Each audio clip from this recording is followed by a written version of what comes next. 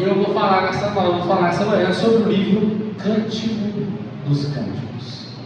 O livro, hein? Se você acha que você vai sair daqui menos crente, vai sair daqui mais crente. Se você já leu Cânticos ou Cantares, né? Pastor, como é que você vai pregar esse livro? Não sei.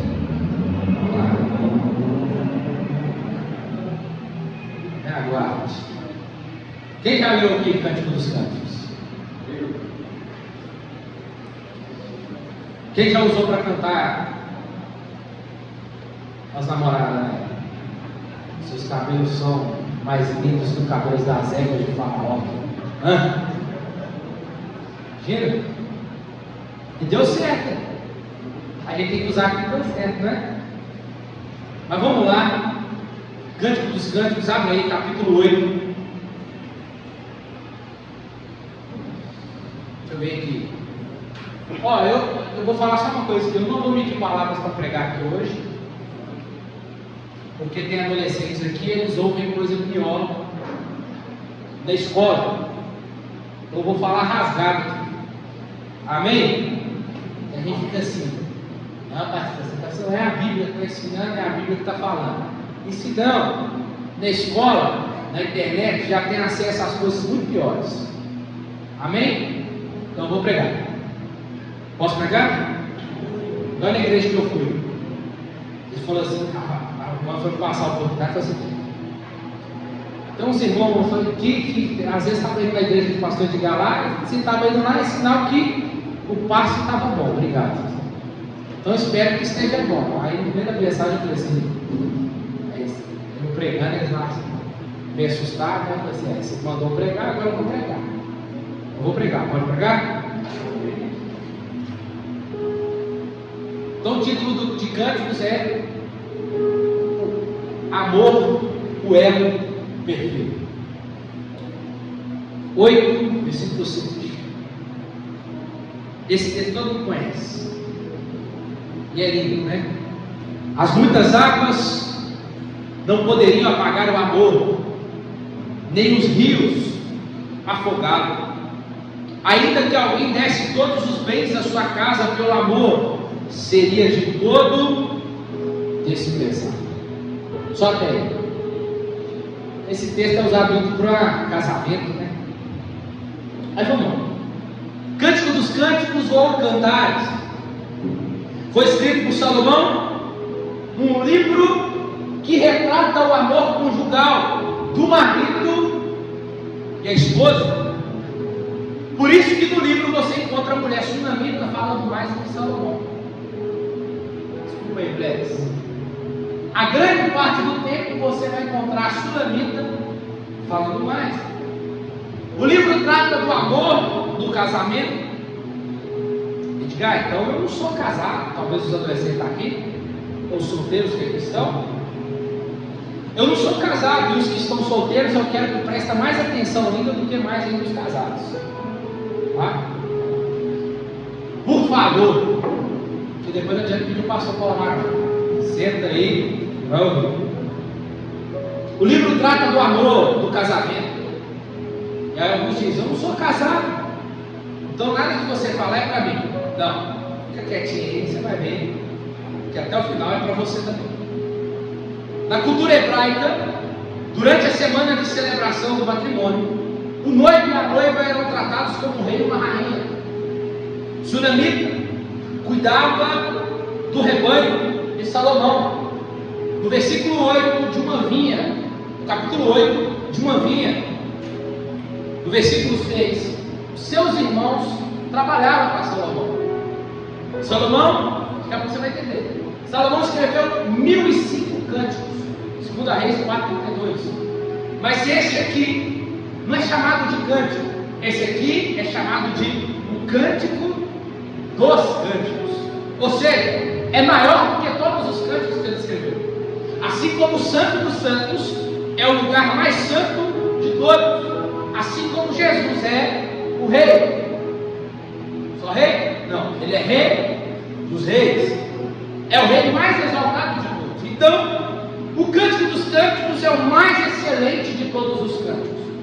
E o tema do livro é o amor, que é a maior de todas as virtudes, conforme diz Paulo em 1 Coríntios 13. Em seu período de quase incredulidade, Salomão escreve Eclesiastes, com um tema sombrio de vaidades e vaidades, como a gente já viu.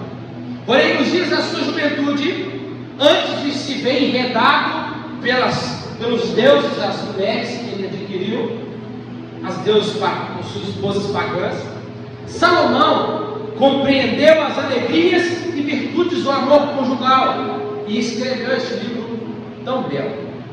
Este livro possui um tema principal: é o amor entre o casal e a relação sexual dentro do casamento. Eu disse o quê? Dentro do casamento. Isso são dádivas de Deus. O que é dádivas? O casamento e a relação dentro do casamento. Isso se aplica ao casal casado, marido e esposa. A relação sexual e o casamento eram levados extremamente a sério na cultura de Israel. E hoje virou bagunça. Namorados já dormem juntos. Vou falar. E depois vem pastor. Não caímos, não resisti, caiu nada, se jogou. Vem aqui. Está dormindo lá? Alguém pôs a arma na sua cabeça e dormiu lá? Não. A gente vai casar mesmo, né? Não tem problema. Só uma vezinha. Eu te amo, tu me amas, nós nos amamos. Tem conjugo verbo, né? E até depois. Mas quem garante que vai casar? E se casou? Depois não tem graça comigo mais. Isso é só em filme. É só uma velhinha. Escuta uma coisa. Relação sexual é somente para o casamento. Se passou disso, é pecado. Então, se você faz isso, deu ruim. E não diz que não foi caso pensado. Foi, tramou, organizou, mas pastor, eu só fui lá. Não era para nem estar lá. Escuta, relação sexual fora do casamento é pecado. É pecado também não ter um casamento. Também é pecado. Então vigia. Se for para amar, demonstra. Só que esse amor aqui que eu estou pregando aqui nessa manhã é o amor do cônjuge, casado. É do casal, do marido para a esposa, da esposa para o marido. Tem que ser santo, tem que ser imaculado, tem que ser puro. Por quê? Porque o casamento representa o amor de Deus. É por isso que tem que ser santo, é por isso que tem que ser imaculado, é por isso que tem que ser puro. Como diz o outro, vou entregar tudo. Os noivados da época eram relacionamentos comprometidos, que só podiam ser rompidos por divórcio. E se houvesse um pecado pré-nupcial de adultério, era tratado com severidade naquela época. Ainda bem que aqui, quando eu falo aqui, eu falo igreja, no sentido, quem trata não é o mundo, né? Quem trata aqui, porque no mundo para eles isso é normal. Tem que haver um test drive, e saber como é que é. Que maneira test drive, irmão? Entenda, se você serve um Deus, a qual você ora pedindo um marido ou uma esposa, você deve confiar naquilo que Ele concedeu para você escolher para a sua vida, conforme a sua escolha.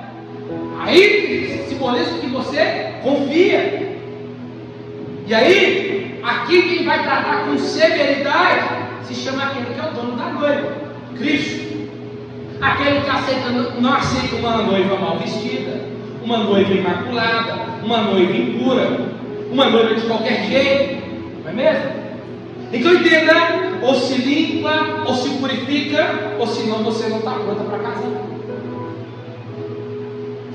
Então entenda,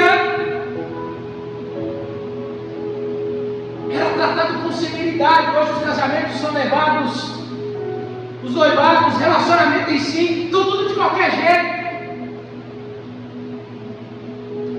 Não tem preocupação nenhuma com o que pode acontecer, com as consequências que vão vir depois. Não!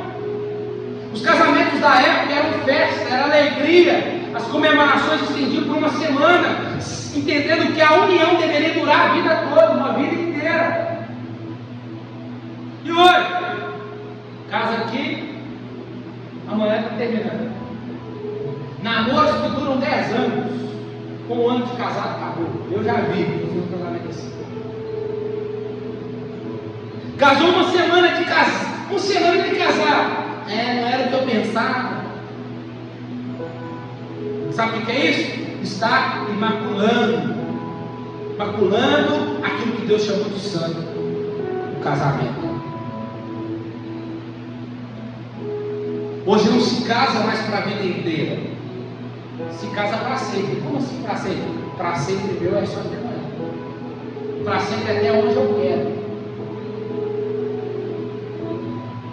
É ou não é? Para sempre até onde eu quero. Só que o meu para sempre foi só um ano. Ou casa, se não der certo, a gente larga, né? Se não der certo, amanhã a gente separa, simples. Eu estou falando de crente, irmão, que faz isso porque eu ímpio. Crente faz isso. A pastor não deu certo. Eu avisei, o seu pai avisou, a sua mãe avisou. Foi porque quis, ninguém te obrigou. Foi porque quis. Então, para a gente ir entrando na mensagem aqui, ei marido, você que está aqui, valorize a sua esposa. Esposa, valorize o seu marido. Ei solteiro, cuidado, vigia. Aprenda a escolher, porque a pessoa que você vai escolher é para a vida inteira. Não é que você ficar passando tempo, não. Os solteiros que estão aqui, se valorize primeiro. Porque se você não se valorizar, ninguém vai te valorizar. Você está aqui? Senão ninguém vai te valorizar. Então aprenda a se valorizar primeiro. Vamos lá. Os israelitas se consideravam casados com Deus. Isaías 51. Eles diziam. E por esse motivo que o Cântico dos Cânticos era lido por eles, pelos israelitas, todos os anos no 8º dia da Páscoa. Deus os livrou do Egito, porque os amava, e se casou com eles no Monte Sinai, quando Israel aceitou a aliança em Êxodo capítulo 18. A leitura do Cântico dos Cânticos lembrava os israelitas de amar o Senhor seu Deus de todo o seu coração.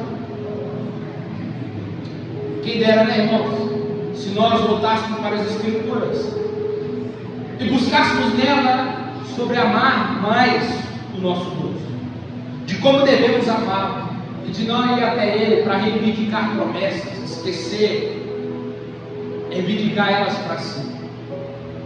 Israel errou, mas está nos ensinando aqui a nos voltar para a palavra e aprender sobre amar o Senhor.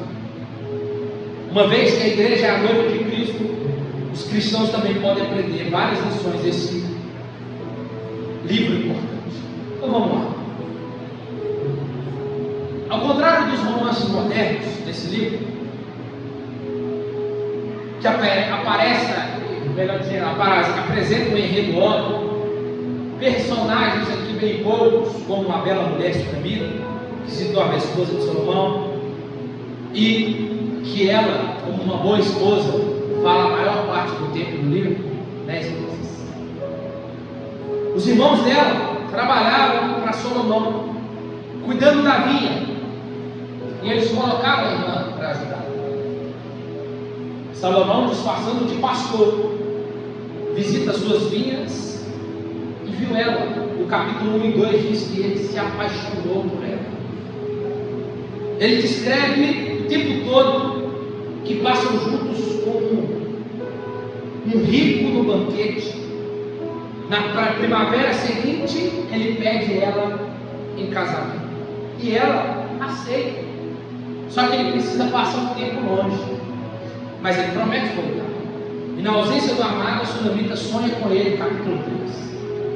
Então ele volta, e agora ele se revela, dizendo que ele era o rei Salomão. Do mesmo jeito, ela convidou, ele se casa e consuma a união na noite de núpcias. E o restante do livro mostra então a celebração do seu casamento, do seu amor, das várias aventuras juntos. Cântico dos Cânticos tem muito a nos ensinar sobre as dádivas do prazer, do amor e da relação sexual dentro do casamento, que Deus concede aos homens e às mulheres. Também apresenta os padrões determinados por Deus para o casamento, ilustrando os privilégios maravilhosos e as responsabilidades sérias que o marido e a esposa têm para com Deus e um para com o outro. Paulo fala em 1 Coríntios 7,15 que Deus nos chamou, os casais, Deus chamou para viverem em paz. Efésios 5,22, esposas, cada uma de vocês se sujeita ao seu próprio marido, como o Senhor, porque o marido é o cabeça da esposa, como também Cristo é o cabeça da igreja, sendo ele o próprio salvador do corpo. Os maridos, amem a esposa, assim como Cristo amou a igreja e se entregou por ela. 1 Pedro, igualmente vocês esposas estejam sujeitas cada um ao seu próprio marido, para que ele ainda não obedeça a palavra, seja ganho sem palavra alguma, por meio da conduta da sua esposa. Ao observar o comportamento honesto e cheio de temor que vocês têm, que a beleza de vocês não seja exterior, como trança dos cabelos, joias e ouro, vestidos finos, mas que ela esteja no seu interior, uma beleza permanente de um espírito manso e tranquilo, que é de grande valor diante de Deus, pois foi assim também no passado. Costumavam se enfeitar as santas mulheres que esperavam em Deus, estando cada qual sujeito ao seu próprio marido. Foi que fez Sara, que obedeceu a Abraão, chamando de Senhor, da qual vocês se tornaram filhas, praticando bem e não temendo perturbação alguma. Maridos, vocês igualmente vivam a vida comum do lar, onde servirem, dando honra à esposa, por ser parte mais frágil, por ser coerdeira da mesma graça da vida. Agindo assim, as orações de vocês não serão interrompidas. Irmão, Deus estreita o negócio do marido, né? Vou te falar para o seu negócio. O marido tem que amar a esposa, se for preciso, até se entregar por ela, morrer por ela, assim como Cristo fez. E agora aqui, Deus, o apóstolo Pedro está colocando aqui, que se o marido não honrar a esposa, não viver a vida comum do lar com a esposa, as orações do marido são interrompidas. Aos maridos aqui, um bom conselho para vocês, para nós.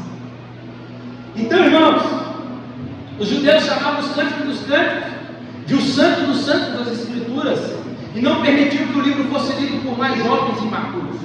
Só que no mundo de hoje, com a sua ênfase sobre os prazeres sensuais da lascívia indiscriminada, e não sobre prazeres puros da relação sexual em si no casamento, nossos jovens, adolescentes, estão aprendendo, estão precisando aprender sobre isso aqui, sobre este livro.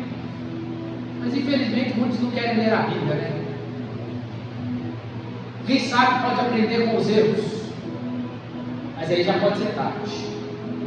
Eu gosto sempre de falar a frase: o inteligente aprende com os próprios erros, o sábio aprende com o erro dos outros. O sábio vê o erro do outro, vamos lá, por aquele caminho eu vou. E se eu for, é ali que eu caio. Pegou ou não pegou? Amém. Ouça seu pai, ouça sua mãe. O livro se desenvolve ao ar livre, usando várias imagens da natureza, jardins, montanhas, rebanhos, aves, flores, especiarias, animais. E o amor entre o homem e a mulher encaixa-se perfeitamente nesse contexto. A natureza toda é uma dádiva de Deus para nós, que deve ser usada para a glória de Deus. E isso inclui a natureza humana e a maravilhosa dádiva da relação do marido com a esposa. Quando o marido e a esposa possuem um relacionamento belo e santo, seu mundo torna-se igualmente belo e santo, sem profanar as dádivas de Deus. O livro fala abertamente da sexualidade para o casamento, do amor conjugal, e mostra como pode ser santificada e usada para a glória de Deus. Trata de um livro cheio de metáforas, que emprega diversos recursos literários para nos mostrar a maravilha da glória do amor divino humano. Assim como Esther, Cântico não aparece o nome de Deus, mas é possível ver e ter a percepção da presença de Deus nesse livro. Esse livro aqui para nós é para mostrar que o amor e a relação sexual são para o casamento. Logo, se são para o casamento, é abençoado por Deus. Edgar, então o que eu faço? Não é abençoado, Deus amaldiçoa. E sem dúvida alguma, isso se tornará o Senhor, Deus, muito mais real, tanto para os casados, quanto para os solteiros. Os solteiros entendem isso. Os casados entendem isso. Então o cântico é isso, aonde exalta o amor conjugal e o lugar apropriado para a relação sexual, casamento. Mas também alguns veem o livro como alguma ilustração do amor de Deus para o povo de Israel e o desejo de compartilhar esse amor para com Israel. Assim também alguns veem na mesma abordagem o amor de Deus para com sua igreja, como a noiva, Cristo como noivo. Mas aqui eu vou falar daqui a pouco, mas tem que tomar cuidado, porque senão entra numa questão muito alegórica. Eu vou falar daqui a pouco o que é isso, e a gente não pode fazer isso, porque de fato o livro é totalmente, tem as metáforas para explicar o amor, mas tem a literalidade dele que nós não podemos fugir. O Espírito deseja nos conduzir a uma comunhão mais profunda com o Pai e Filho, e ao conversarmos com o Senhor através da sua palavra, obtemos a sua vontade. Adoração e comunhão são muito mais do que doutrinas e rituais religiosos os quais concordamos em nível intelectual. O Espírito, ele pode operar de maneira mais profunda em nossa vida, revelando o noivo celestial mais plenamente, e portanto, então, não devemos nos contentar com uma simples amizade superficial com o Senhor. Bíblia nos apresenta isso. O que é isso? Assim como a relação sexual é para o casamento, então ambos requerem o que? Comprometimento. Então é necessário um comprometimento. Crente não namora sem propósito para casar. Ok? E nem aí fica ali, fica colado. Não existe isso não. Ficar na Bíblia, conforme o apóstolo Paulo diz, é se prostituir para o mundo. Ficar na Bíblia significa fornicação. E aí Paulo vai dizer que ficarão de fora os fornicadores. É isso que a Bíblia diz. Não é? A Bíblia. Então crente não namora sem propósito para casar. Então cheio de crente namorando para enrolar. E aqui falando para os homens, os solteiros homens que estão aqui é Jim, Jorge, vou citar nome mesmo. Gabriel está crescendo. Escuta uma coisa. E as meninas aprendem também, né? Deixa de ser bobo. Aí atrasa a vida da moça, aí fica tendo uma relação superficial, quer compromisso, mas quer os benefícios do compromisso. Bonito ser, né? Não existe isso.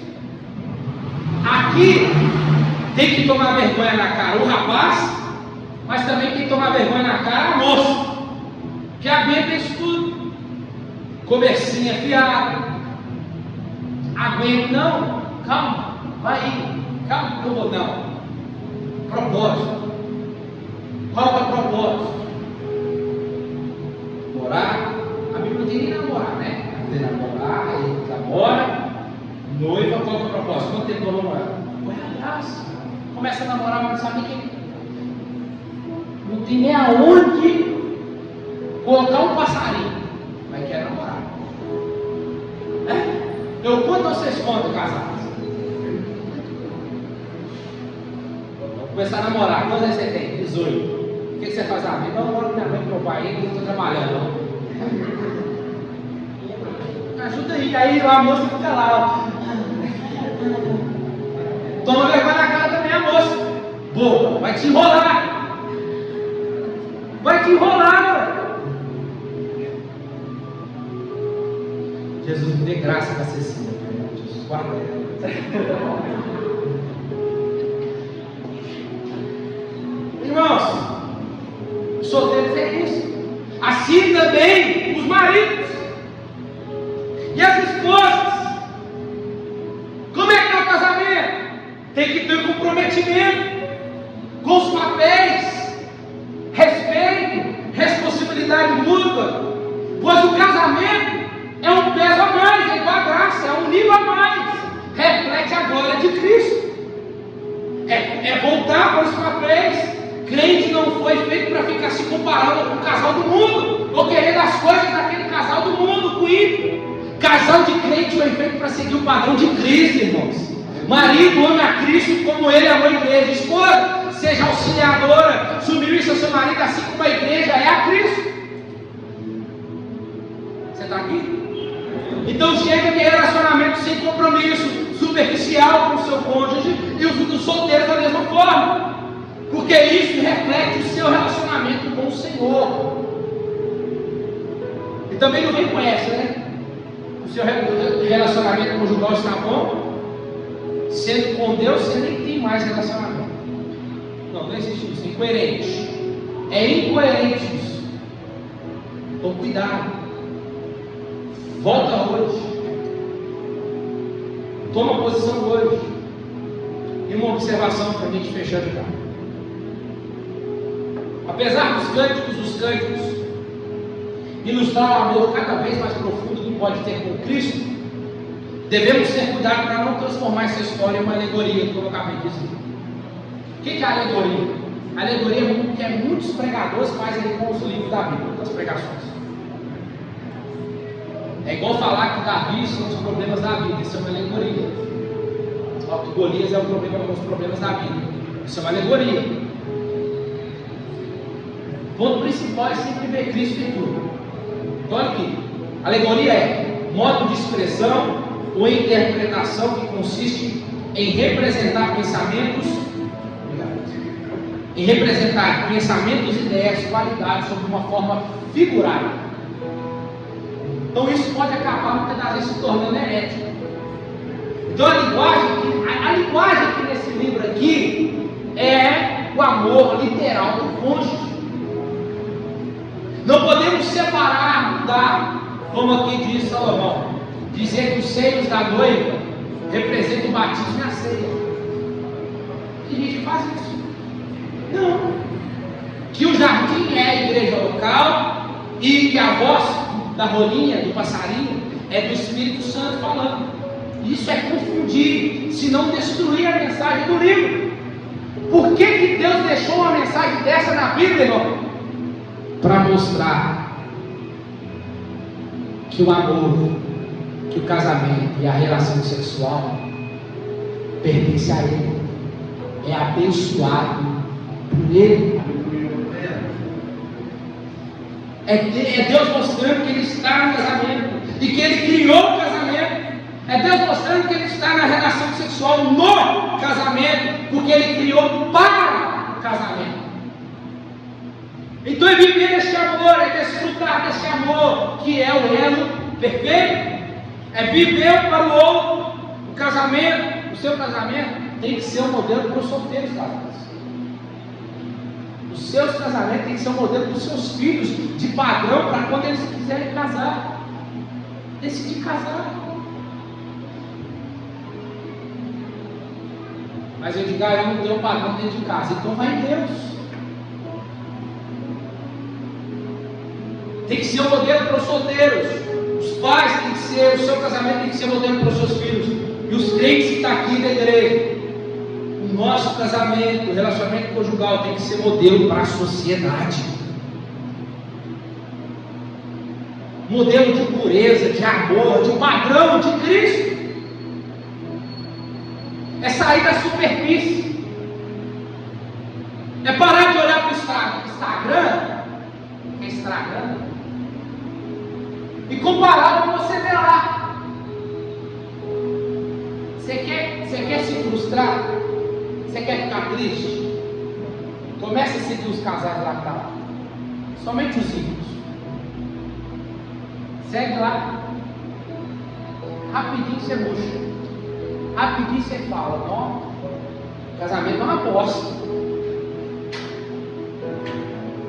Você olha para a esposa do ímpio, está lá. A esposa é uma merda. Ah, meu marido é um frouxo. Por quê? Porque você está olhando para o outro lado. Os solteiros, para de olhar para o Instagram. Meu modelo de homem é aquele ali, ó. Aquele ali que eu quero, aquele ali que eu desejo. Meu modelo de moço é aquele ali que eu quero, é aquele ali que eu desejo. Não! Para com isso, irmão. É você olhar para o filme, é filme romântico, é tudo a mesma coisa. Vê lá. A gente começa a agradar do divórcio quando a gente ouve o casal não deu certo. A hora se parar e fica isso. Aí a mulher está triste, está mal, aí conhece quem? O príncipe cantado. E ele faz dela, você é doido. Cuida dela, ama ela. E aí ela é feliz. Aí a gente olha para o nosso casamento e faz o quê? Peraí, há uma solução. E a solução é o quê? O divórcio. Eu sei se eu divorciar aqui, eu vou encontrar uma pessoa melhor. E aí? Divórcio. Deus sempre quer o perdão do divórcio. Amém? Perdão, casamento, perdão. É duas coisas. Agressão. Se me vier me procurar que pastor, meu marido está me agredindo, eu falo, sai correndo, foge dele, denuncia, liga para a polícia agora, separa isso. Eu falo. Porque senão, amanhã, quem vai ser preso vai ser eu. Porque ela veio procurar e falou assim, fica com ela, você tem que se sujeitar a ele. Você tem que ficar com ele até o fim. Aí amanhã a mulher aparece e morre. E ela me pediu ajuda. Não, biblicamente, sai fora. Segundo, adultério. Deus requer o perdão. Quem adulterou não pode casar mais. Isso que a Bíblia diz. Certo? Quem sofreu está liberado para casar de novo. Mas ambos, o desejo é que ambos se tornem, se perdoem e viva a restauração. Esse é o segredo. Mas essa é a coisa lá só. Não tem mais. Mas se, e se? Não tem. Então não tem exceção. Deus liberou a carta de divórcio lá em Êxodo. Por causa de quê? Por causa da dureza do coração do povo. Então escuta uma coisa. Para de olhar para a janela da tentação. Porque senão vocês começam a comparar com os casais da novela, com os casais do Instagram, do Facebook. E aí você quer trazer para sua casa, você quer desejar lá. Viagem todo ano, não faço nada. Olha lá, a mulher fica em casa, o marido trabalha, cuida dela, ela tem tudo que ela quer. E eu? Viva a realidade que Deus te deu. O seu padrão não é novela, o seu padrão não é Instagram nem Facebook, o seu padrão é Cristo. Aleluia. Amém? Amém. Senão a gente vai andar só triste e frustrado, a gente vai desistir daquilo que Deus chamou, que não é para nós desistir, que é o nosso principal chamado: o casamento, a família. E os solteiros é a mesma coisa. Para com isso. Olha para a sua realidade. Isso é sair da superfície, é parar de comparar a sua vida, os seus filhos. Viva, desfrute. Faça o seu casamento o seu melhor. Ame a sua esposa, o seu marido. Faça para a glória de Deus e pronto. Solteiros, viva para a glória de Deus. Viva para glorificar a Deus até que o dia que Deus te dê um casamento. Glorifique a Deus, há uma bênção em ser solteiro.